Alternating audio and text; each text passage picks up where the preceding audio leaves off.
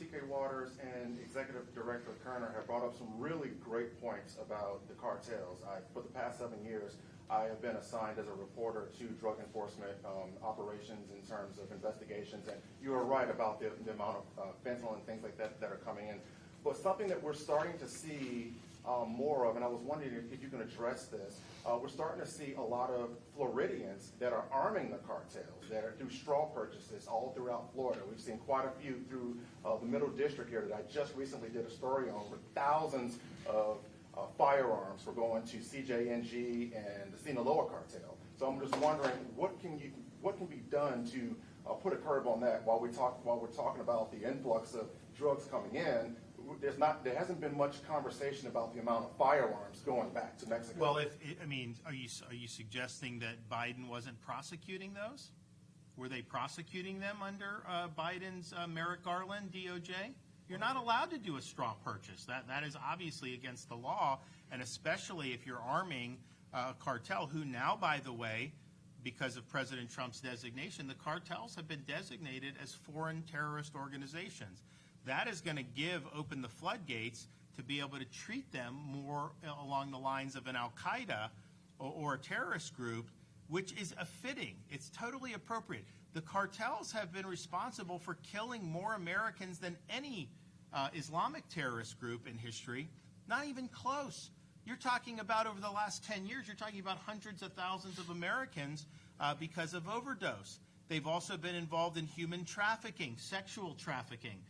Really, really bad. And the thing is they basically own the Mexican government lock, stock, and barrel. So you now have the president. He's obviously been tough on this Mexican president, and he may do some other things apart from cartel.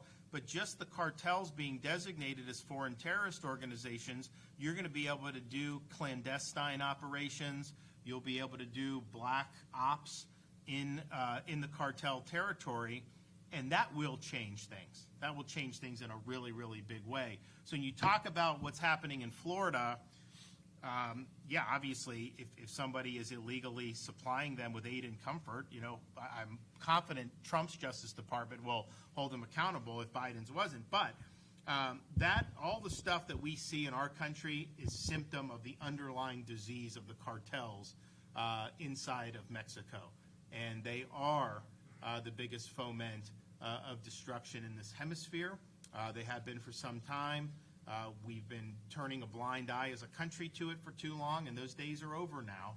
So I think buckle up. I think you're going to see a lot. But getting the cartels at the source, that will end up benefiting us over here in the state of Florida. And we can do everything right in Florida. If you don't ever get the cartels at the source, it's like whack-a-mole. You get someone here, they get someone else new. But it's really just eliminating their ability to operate in their home country or countries, because they're in multiple countries.